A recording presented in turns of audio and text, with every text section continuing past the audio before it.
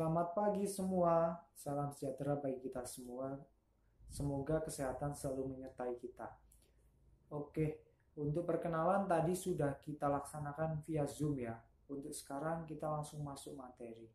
Materi bab pertama ini kita akan membahas tentang sejarah perumusan Pancasila sebagai dasar negara Indonesia. Nah, pada kesempatan hari ini kita hanya akan membahas awalannya saja. Karena kalau harus langsung masuk ke materi intinya, kita akan sedikit kesulitan karena materi ini cukup banyak. Oke, pada kesempatan ini kita akan membahas tentang sejarah-sejarah atau latar belakang terbentuknya BPUPKI. Apa saja sih faktor di belakangnya? Ada apa aja sih kenapa BPUPKI bisa terbentuk dan tujuan BPUPKI terbentuk itu untuk apa? Siapa anggota-anggota di dalamnya? Kita pelajari bersama. Ya, BPUPKI dilatar belakangi mulai pada tahun 1942.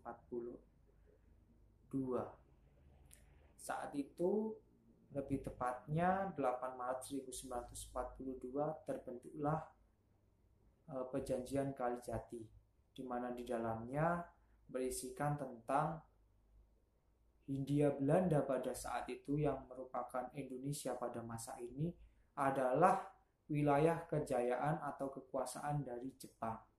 Nah, itu ditandai dengan munculnya 3A yang berbunyi adalah Jepang sebagai pelindung Asia, kemudian Jepang sebagai pemimpin Asia, serta Jepang sebagai jaya Asia. Akan tetapi kejayaan atau kemasyhuran negara Jepang ini tidak berlangsung lama. Mulai tahun 1944, negara-negara yang tadinya diserang oleh Jepang melawan balik atau memberikan serangan balasan. Negara-negara tersebut adalah negara sekutu seperti Inggris, kemudian Amerika dan Belanda. Terutama Amerika saat itu.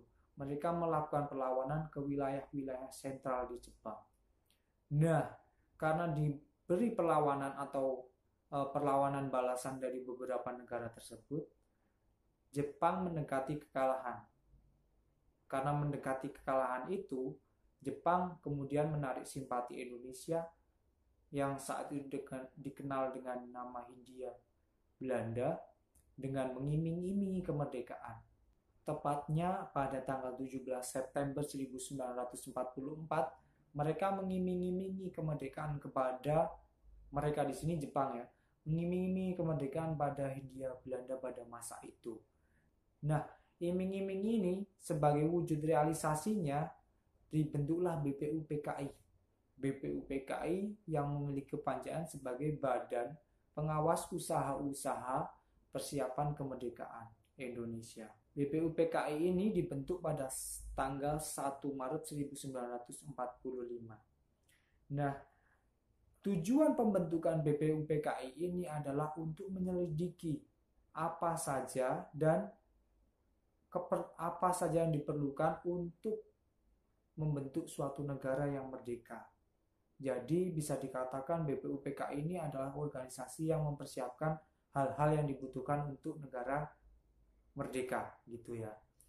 Kemudian saat itu BPUPKI dipimpin oleh KRT Rajiman Wedyodiningrat.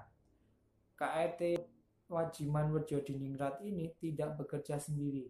Dia ditemani oleh salah satu tokoh dari Jepang, kemudian salah satu tokoh lagi dari Indonesia pada masa itu atau yang dikenal dengan Hindia Belanda.